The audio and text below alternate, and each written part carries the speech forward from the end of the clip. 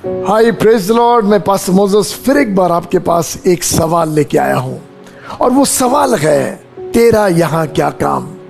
ये सवाल परमेश्वर ने एलिया से पूछा था। पहला राजा इसके 19वें अध्याय के 9वें वचन में, जब एलिया जिस्बेल रानी से डर कर गुफा में जाकर छिप गया और प्रभु से कह रहा था कि प्रभु तू मुझे उठा ले, क्योंकि जिस्बेल ने सबको मार दिया। और तब परमेश्वर ने उसको ये सवाल पूछा, एलिया तेरा यहां क्या काम है। यदि वही सवाल आज प्रभु आपको पूछे, बेटा इस पृथ्वी पर तेरा क्या काम है। लंबी उम्र मैंने तुझे दिया, तू जी रहा है संसार में, मगर क्या तुझे पता है इस दुनिया में तेरा क्या काम है। क्यों पैदा हुआ तू, क्या है परमेश्वर की योजना आपके लाइफ के प्रति, क्यों आप इस संसार में जन्मे हैं। इफिसियों की पत्री इसके 2 अध्याय के 10वें वचन में लिखा है, एक भले कामों के लिए हम यीशु मसीह के अंदर सिरजे गए हैं। क्या हमें पता है वो भला काम क्या है, क्यों हम सिरजे गए हैं। आपको पता, बहुत तेरे लोग आज लक्ष्यहीन जीवन जी रहे हैं। उन्हें पता नहीं है वो क्यों इस संसार में पैदा हुए, और वो उन चीजों को बटोरने के पीछे अपनी जिंदगी गंवा दे रहे हैं, शायद जो करने के लिए वो पैदा ही नहीं हुए थे।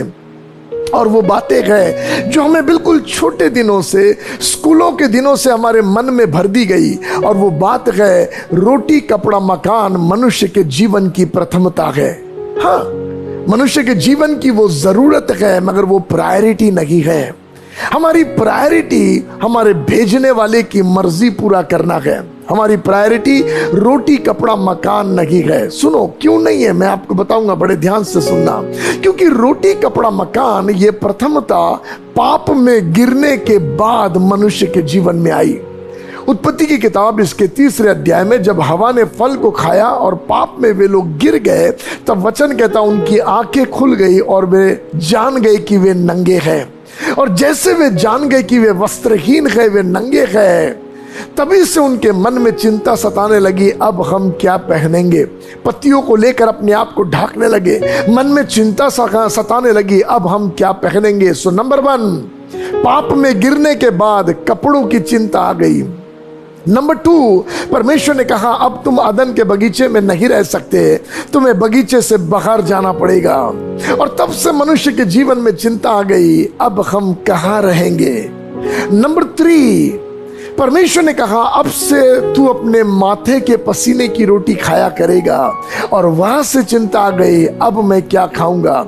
रोटी कपड़ा मकान की चिंता पाप में गिरने के बाद मनुष्य के जीवन में आई। उससे पहले आदम हवा को चिंता नहीं थी, क्योंकि वे परमेश्वर के महिमा के वस्त्र से ढके हुए थे, उन्हें वस्त्र की चिंता नहीं थी।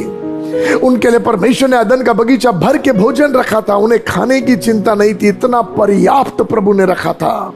और उनके लिए अदन का बगीचा ब्यूटीफुली परमेश्वर ने तैयार करके रखा था और वो वहां पर रहते थे। उन्हें इन तीनों चीज की कभी भी मन में चिंता नहीं हुई, मगर पाप में गिरने के बाद चिंता हुई। मगर मैं धन्यवाद देता पिता का, एक दिन उसने अपने इकलौते बेटे को हमारे पापों के बदले बलिदान होने के लिए भेजा। और प्रभु यीशु मसीह जब इस संसार में आया, तो मत्ती रचित सुसमाचार इसके 6वें अध्याय के 23, 24, 25 वचन से आगे जब आप पढ़ते जाओगे 33 वचन तक, तो यीशु मसीह ये कहता है, बड़े ध्यान से सुनना। यीशु ये कहता, तुम क्यों चिंता करते हो कि तुम क्या खाओगे, क्या पियोगे, क्या पहनोगे। क्यों इन बातों की चिंता करते हो। देखो आकाश के पक्षियों को ना वो बोते हैं ना वो काटते हैं, मगर तुम्हारा पिता, ऐसा नहीं लिखा है पंछियों का पिता, लिखा है तुम्हारा पिता। इसका मतलब यीशु मसीह बता रहा, बेटा समझ, एक पापा है तेरा जिसने तेरी जिम्मेदारी को अपने ऊपर ले लिया है। और वो पिता ने ये जिम्मेदारी लिया, तुझे भूखा नहीं रहने दूंगा, तुझे कमी घटी में नहीं रहने दूंगा। तुम्हारा स्वर्गीय पिता जो आकाश के पक्षियों को ना दो, जो ना बोते हैं ना काटते हैं ना खलियानों में बटोरते हैं, उन आकाश के पंछियों को खिलाता है, तो तुम्हारी जरूरतों को क्यों ना पूरी करेगा। एक सवाल है प्रभु का, हम मारे मारे ढूंढ रहे, घूम रहे हैं। बेटियों के शादी के टाइम हम ये 3 बातों की सिक्योरिटी ढूंढते हैं, भाई लड़का 2 टाइम की रोटी तो मेरी बेटी को खिलाएगा ना, भाई लड़का 2 कपड़े तो बेटी को पहनाएगा ना, नहीं बड़े बंगले में छोटे घर में तो रखेगा ना। हम सिक्योरिटी ढूंढते इन चीजों की, गलत नहीं है, सही है, मगर वो जीने का मकसद नहीं है। ये सारी बातों के पीछे प्रभु ने हमसे प्रतिज्ञा बांधी है। आगे वचन कहता है, देखो जंगली शोषणों को तुम्हारा पिता उन जंगली शोषणों को ऐसे वस्त्र पहनाता है जैसे सुलेमान ने भी नहीं पहना। क्यों सुलेमान का नाम लिया प्रभु ने? इसलिए सुलेमान का नाम लिया क्योंकि सुलेमान सबसे धनी व्यक्ति था, सुलेमान सबसे ज्ञानवान व्यक्ति था। और प्रभु हमको ये बताना चाह रहा, यीशु तेरा ज्ञान कितना भी बढ़ जाए, तेरा ज्ञान तुझे वो नहीं दे सकता जो स्वर्गीय बाप तुझे दे सकता है। और तेरा धन कितना भी बढ़ जाए, वो तुझे वो नहीं दे सकता जो स्वर्गीय पिता दे सकता है। इसलिए यीशु मसीह कहता है, इसलिए अन्य जातियों के नहीं जो इन सारी बातों की चिंता करते हैं, तुम भी चिंता मत करो इन चीजों की, मगर पहले उसके राज्य और धार्मिकता की खोज करो तो ये सब तुमको मिल जाएगा। इसका मतलब रोटी कपड़ा मकान की सिक्योरिटी प्रभु ने ऑलरेडी करके रखा, मगर प्रभु ये कहता, बेटा उन चीजों को बटोरने के पीछे सारी जिंदगी मत डाल दे। सारा जीवन क्या कर रहा? धन बटोरना चाह रहा, सुबह से उठकर धन कमाना है, बटोर लेना है, प्रॉपर्टियां बना लेना है, चीजें जमा कर लेना है, बच्चों के लिए बना लेना है, परिवार के लिए बना लेना है। इसी की धुन में लगते लगते कब बुढ़ापा आ जाता है, कब जीवन कब्र की ओर चला जाता पता नहीं। और तब इंसान कहता है, मेरा उम्र मेरा समय तो बस बटोरने में चला गया और अब कुछ नहीं बचा।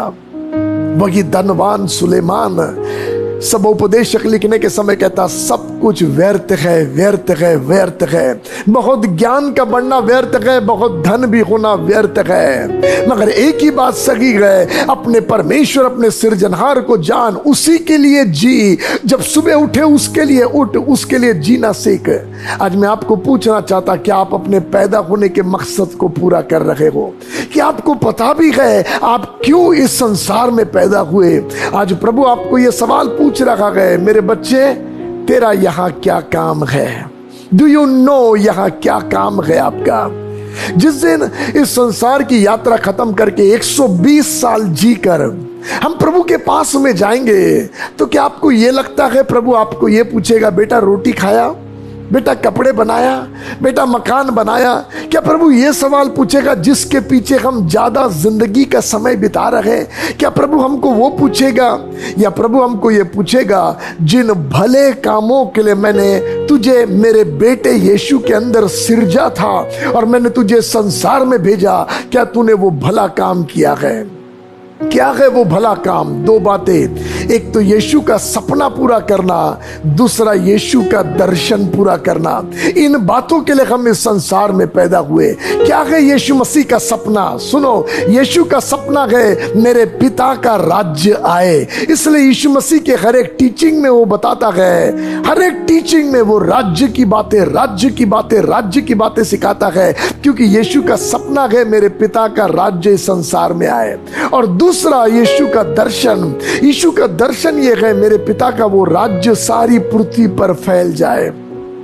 यीशु का सपना और यीशु का दर्शन पूरा करने के लिए इस संसार में हम जन्मे हैं। मैं आपसे कहना चाहता, दुष्ट आपको गलत बातों के पीछे बहकाने ना पाए, मगर इस वचन के द्वारा आज प्रभु आपको पूछ रहा है, मेरे बच्चे तेरा यहाँ क्या काम है? क्या जिस बात के लिए तू पैदा हुआ वो काम को तू कर रहा है? क्या तेरा यहाँ क्या काम है? आज पवित्र आत्मा आपकी मदद करे कि अपनी बुलाहट की ओर आप मुड़ कर आए और अपने पैदा होने के मकसद को आप पूरा करने पाए। इस वचन के द्वारा प्रभु आपको आशीष दे। आमेन। Bless you.